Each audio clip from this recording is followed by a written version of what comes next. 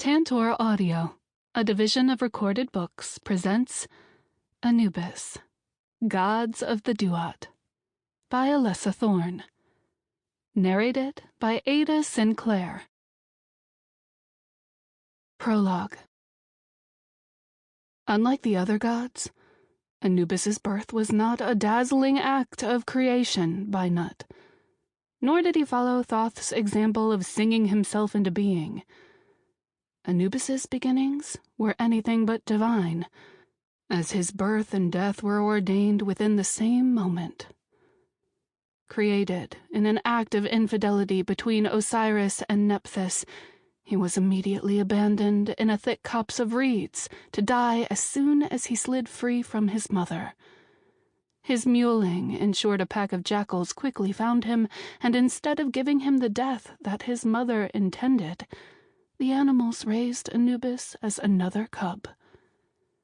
After hearing of a jackal-headed boy living by the Nile, Isis, the goddess of magic, found and raised Anubis, keeping him hidden from the eyes of the other gods. In Isis's opinion, her nephew had suffered enough to deal with them too.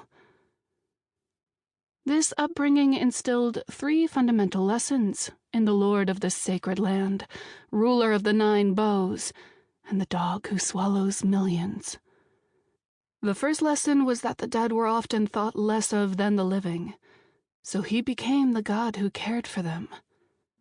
The second was that the humble dog was better than any human or god alike, so he kept their likeness to honor the creatures who had saved him. The third was to always have a healthy respect and humble heart when dealing with a powerful woman who didn't give a damn what others thought about her. It was this triad that made Anubis the most revered, powerful, and most importantly, loved god in all of Egypt.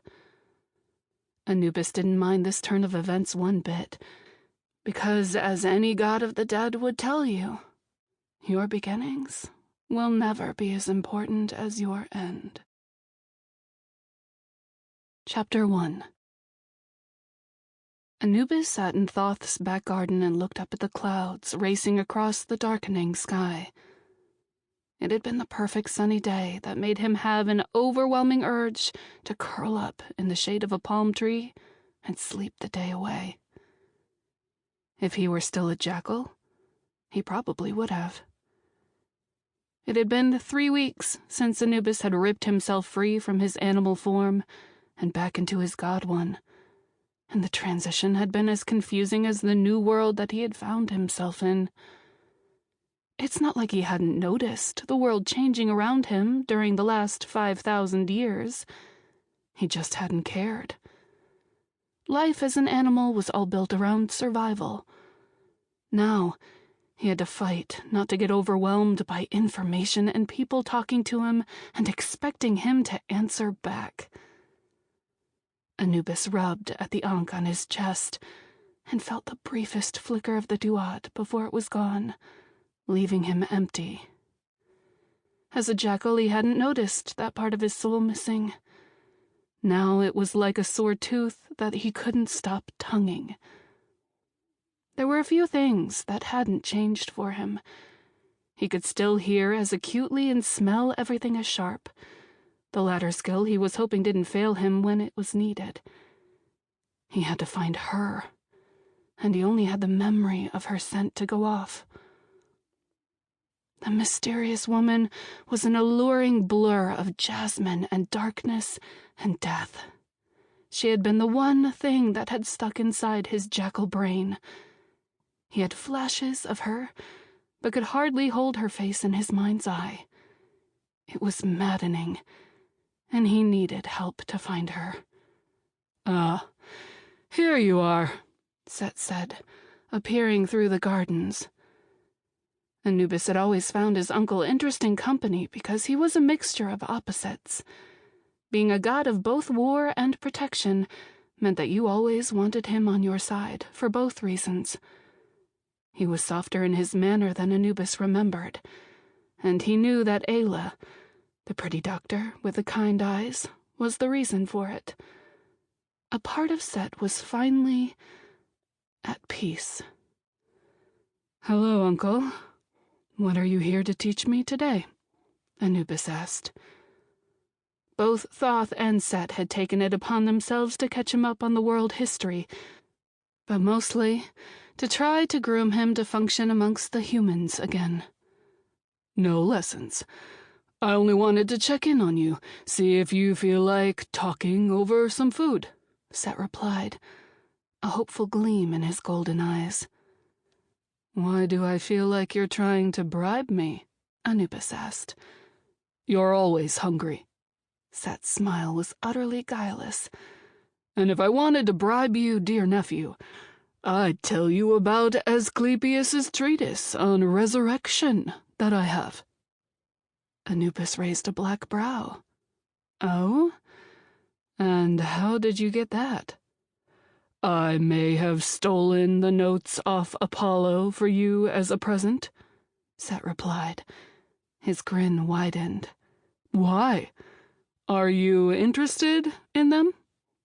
Anubis laughed, deep and full. Only Set would have the utter nerve to steal from a psychopath like Apollo. "You win, Set. Where is the food?" Anubis asked, getting up and stretching his long back. He pulled his black t-shirt on again, trying to remember that clothes were needed when he had company. Kima, Thoth's consort, had insisted he didn't need to bother with clothes unless he really wanted to. Thoth had only given her a look that promised retribution and told Anubis to stop complaining and wear the damn clothes the house provided for him. Anubis had enough sense to obey the god of magic, because you never, ever wanted to cross Thoth. He took petty vendettas to a whole new level. Kima didn't seem to have the natural fear of Thoth that every other sane person and god did. Anubis suspected it was one of the reasons Thoth loved her so much. They both argued near constantly, but they also always smelled like they were in heat, so in his opinion, their disagreements lacked conviction. Anubis followed Set inside and found Ayla, Kima, and Thoth in the kitchen, already waiting for them. Anubis knew they wanted answers, and he had spent the last few weeks trying to piece his memory back together so that he could give them. Set had cooked Anubis a lamb tagine he was particularly fond of, and he sat down in between Ayla and Kima, who were both prettier than his surly uncles. "I hope we aren't ambushing you too much," Ayla whispered to him. "Not at all. I know when Set and Thoth are plotting," Anubis replied. Thoth snorted. "We aren't plotting, but it's killing me. Who the fuck did this to you? Do you remember?" "Oh no, something the great scribe doesn't know. How dreadful," Anubis said, shooting Kima a wink as she pressed a beer into his hand. "Put him out of his misery as a favor to me," she begged with a teasing smile. "He's driving me crazy." Anubis chuckled softly. "Fine, I'll tell you, but you have to do me a favor afterward." "What kind of favor?" Thoth asked. "I need a woman." Set swallowed back his laughter. "After nearly 5,000 years, I bet you do." "Not like that," Anubis replied, shaking his head. "I need to find her." "How about you tell us why first?" Thoth asked. Anubis calmly ate a mouthful of food, enjoying watching his uncle squirm a little too much. "I have spent the last few days trying to get the story straight in my head for you, such as it is. Maybe you will understand a little better than me what happened, Thoth, because of the dark magic involved," he began. He sipped his beer and hoped that he wouldn't regret telling them. Anubis was roaming in the field of reeds, talking to the dead and making sure all of the borders were safe from ambitious demons trying to find their way in. Pain sliced through his chest and gripped onto his jaw like a hook grabs a fish. Before he could untangle himself from the strange magic, he was yanked from the afterlife and into the human world. Around him, candles and lanterns burned, the air smelling of incense and blood and sickness. Anubis stood to his feet, his eyes adjusting.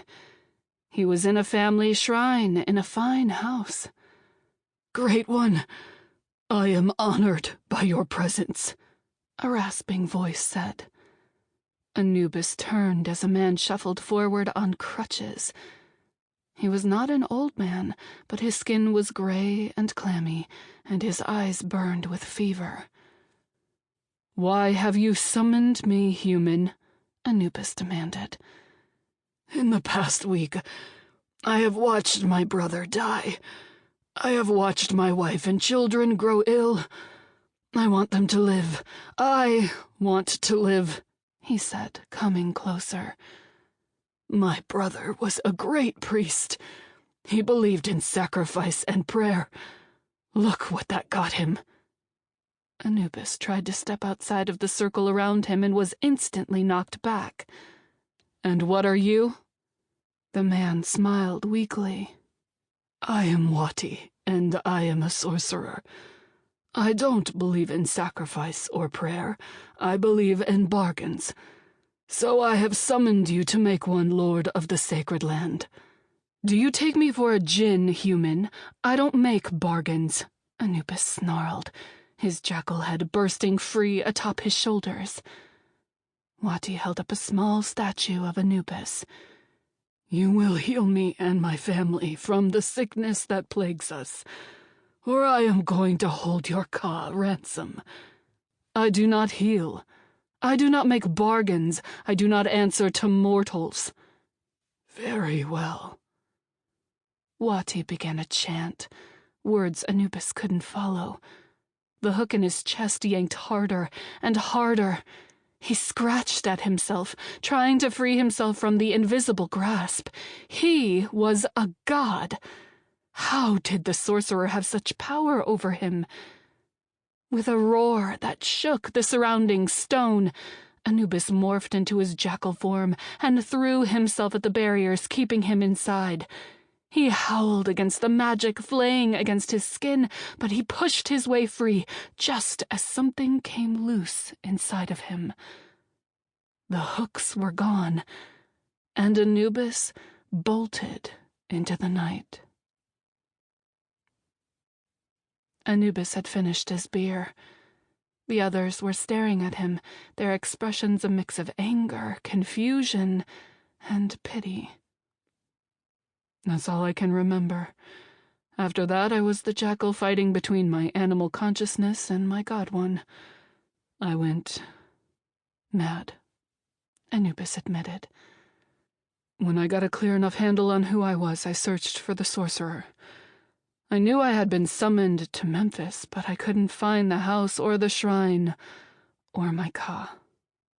"And that's why you're haunting Saqqara," Thoth said, tapping his chin thoughtfully. "A sorcerer that was powerful enough to summon you, but not strong enough to keep you in a warded circle as a prisoner to bribe you. He would have died with your Ka still in his possession. That was my thought, too. Perhaps he thought I would return for it, but I couldn't find him again." Anubis ran his hands through his black hair and shut his eyes. "There were times when I felt like I was close. Both the jackal and the god would feel some connection near the pyramid. I think that's why I kept returning to that area." "Who is the woman? How does she fit into all of this?" Seth asked. "She is the only thing both the jackal and the god remembered. She was there, near the place where my Ka is. She smells of jasmine and darkness and death. That's all I know," Anubis replied. "All around that area are archaeological dig sites," Kima said thoughtfully. "I wonder if she is one of the people working there."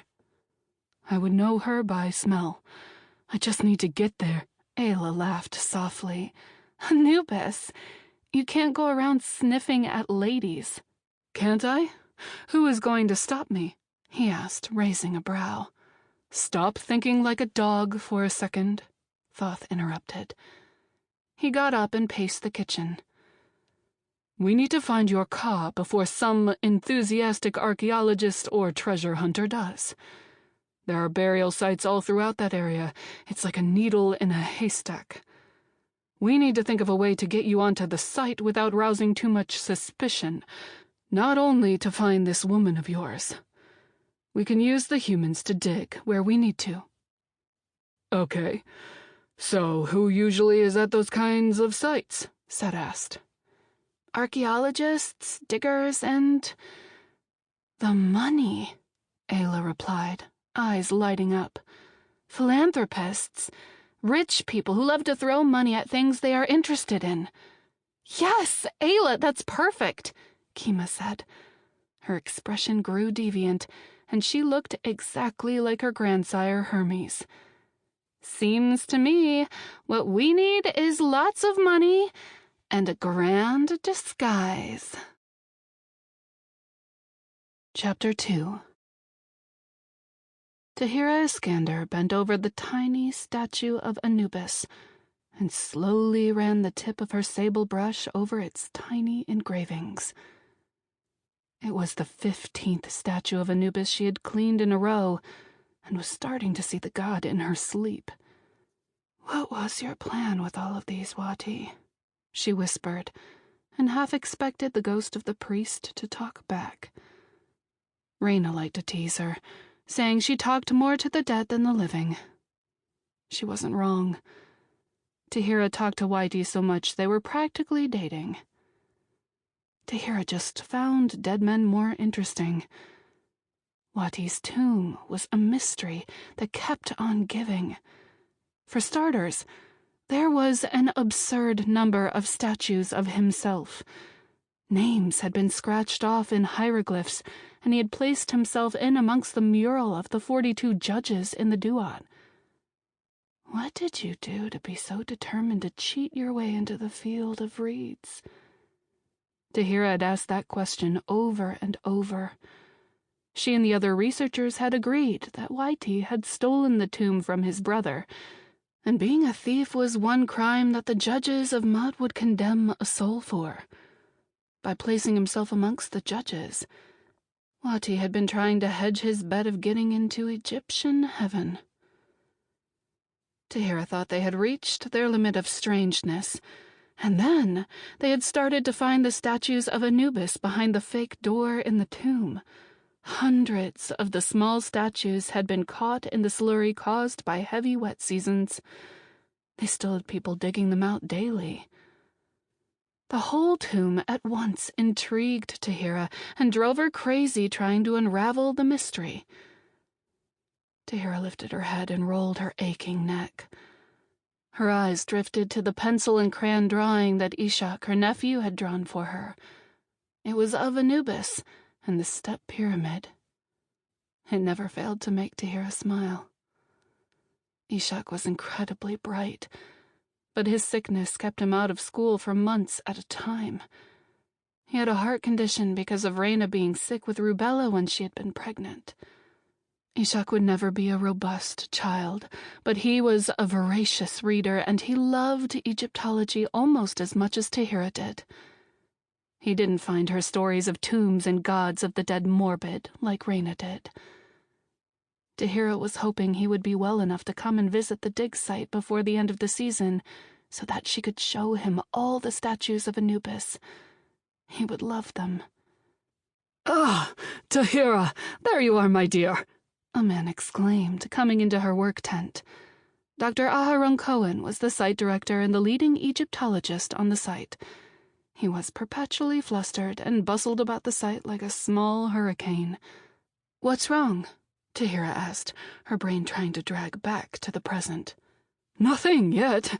How are your Anubis statues going?"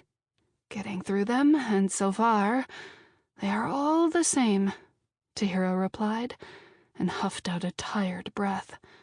"How's the cleanup planning going?" They were a month away from the end of the season, and they were already trying to prepare to secure the site and pack up the camp for a few months. Tahirah felt a light flutter of panic every time she thought about it. She should look forward to having the time off, but she didn't want to walk away from the tomb and the site. Oh, you know how it is. Everyone is getting edgy about being out of work for a few months and not knowing what's happening to the funding, Aharon said, and ran a hand through his dusty gray curls. I'm hoping some rich person is feeling generous tonight. Tahirah frowned. Tonight? Don't tell me you've forgotten. The gala! He exclaimed. Oh, the gala. Right. I'm sure everything will be fine and the money will turn up. It always does, Tahirah replied. She dipped down to pick up another Anubis statue from the tub by her desk. Tahirah, you have to be there, Aharon insisted. Why? You're better at talking people into opening their wallets than I am. Tahirah had already planned to duck into town for some takeout before coming back to the site that night. The Anubis statues weren't going to clean themselves. But you are the beautiful and brilliant Tahirah Eskander, whisperer of the dead, queen of ghosts, detector of bullshit. Tahirah pulled a face. You know I'm no good at small talk and mingling. I know, but you are good at being aloof and beautiful and able to entrance listeners with your passion for the dead, Aharon coaxed. Please, Tahirah, do this for me. Come for an hour. Let people see you make an appearance. You might not care about the glad handling side of the business, but you care about the dig. We are out of money, my dear. So if you want to come back next season, you need to be there. Tahirah let out a low groan. You play dirty, Cohen. Fine. I'll make an appearance. Aharon let out a cry of victory and did a happy dance. You are a diamond in all of this dust. Be at the museum at 7 p.m. in your most dashing dress. He beamed at her before hurrying away. Letting out a soft curse under her breath, Tahirah fished her phone out of her battered backpack. It was 3 p.m. Raina should be awake. Her sister's phone rang a few times before Raina mumbled a sound between a grunt and a hello. Wake up, sis. I have an emergency, Tahirah said. What? What's wrong? Raina asked. Tahirah sighed. I'm going to need to borrow a dress. Tahirah was running late by the time Raina dropped her off in the back parking lot of the Imhotep Museum. You look like a princess, Ishak had told her before she had left for the evening. She didn't feel like one. She felt overdressed and self-conscious at how much cleavage she was showing. Tahirah was wearing a plain black velvet dress with a scoop neck and capped lace sleeves. It was the least revealing of all of Raina's dresses, and it was one of the few ones that Tahirah fit properly. Raina's curves were far more generous than hers, but Tahirah was taller. So, depending on the cut, they could share clothes. At least they would if Tahirah wore anything but t-shirts and cargo pants. Tahirah had put on some silver loops in her ears and kept the usual silver ankh necklace that she never took off.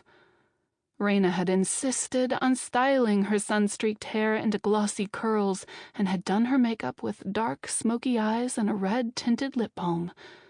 Tahirah drew the line at a bold lip that she would have to spend the rest of the night touching up. Try to nab yourself a rich boyfriend, Raina teased as they stopped in the parking lot. Tahirah laughed loudly. You know these events mostly have old white guys. So, get a sugar daddy. Sugar granddaddy, maybe? Raina only rolled her eyes. Have fun, for once. Doubtful. But thanks. Tahirah waved to her goodbye before turning back to the museum and taking a deep, steadying breath. You only have to be here for an hour. Make an appearance. Get out. Inside, people wandered the museum with glasses of wine and champagne, platters of canapes being carried by waiters in crisp uniforms. Tahirah took a glass of red wine off one and had a large mouthful for courage. She smiled a little as she wove her way through the growing crowd and looked for Aharon. She needed to make sure that he saw her. That way he couldn't complain she hadn't been there. Tahirah followed the crowd to a bar that had been erected for the event. She saw Aharon talking to a group of older men, and she gave him a wave. His smile widened, and he raised his glass to her. "Tahirah Eskander," a voice said behind her. She whirled around and found herself face to face with a polished man. He was dressed in a neat midnight blue suit with his dark hair slicked back. "Yes?" Tahirah frowned, unable to place him. "It's a pleasure to meet Reyna's older sister at last," he said, inclining his head. "I'm Walid Said." The club owner. Tahirah's mind prompted her. Multiple clubs, in fact. Reyna had worked for him for the past year. "Oh, it's nice to meet you. Reyna speaks highly of you," she lied. Reyna barely talked about her job because she knew how much Tahirah disapproved of it. "What brings you out to the museum tonight?" "What brings us all here? A love of history in Egypt and wanting to support our great country's cultural heritage," Walid replied smoothly. He looked her over, and Tahirah tried not to be offended. It was why she was there, after all, to be the youthful face of the dig. "Also, Reyna is constantly talking about how brilliant her sister is, but she never mentioned how beautiful." Tahirah smiled awkwardly. "Thank you. It's not often I get to go to an event. Usually it's all dust and boots for me." Tahirah's words drifted off as a cool awareness slipped down her spine. It was the same sensation she sometimes felt when she was at the dig site late at night, when the ghosts walked. She looked around, trying to find the source of her unease. Dark eyes caught her gaze from the shadows, and Tahirah froze. A man was staring at her from his place against the wall. He stood a head and shoulders above all the other patrons and was dressed in a three-piece black tuxedo. His black hair was tied back from a striking face with dark eyes. His head tilted slightly as he studied her curiously. Walid was saying something, his words a drowned-out blur of background noise that Tahirah couldn't hear. The stranger started walking towards her, people instinctively moving out of his way. She couldn't move, couldn't look away, like she was faced with a wild predator. The stranger came to stand in front of her, his silver ankh stickpin glimmering in the low lights. His full lips widened into a smile that flashed sharp canines. "There you are," he said in a deep voice. Tahirah stared dumbfounded as he took her hand and ran the tip of his nose along the top of her palm before pressing his lips to it. "I've been looking everywhere for you." "You have?" she asked, brows drawing together in confusion. "Of course he has. You are the lady of the hour, after all," Aharon said, patting her shoulder as he joined them. The man still hadn't let go of her hand, and Walid's eyes narrowed. Aharon charged on, oblivious to the surrounding tenseness. "I would like you to meet Anubis Akhom. He's looking at investing in the research at the site. Mr. Akhom, our resident whisperer of the dead, Tahirah Eskander," he said excitedly. "Hello," she said softly, heat creeping over her cheeks. She wanted to hit Aharon. She wanted to run as far away from this awkward party as she could. She needed to stop staring, but couldn't. Anubis Akhom looked down at Tahirah, black eyes glittering and his fingers tightening around hers like a snare trap. "The pleasure is all mine." Chapter 3. Anubis knew he should let go of Tahirah's hand. He shouldn't. Sample complete. Ready to continue?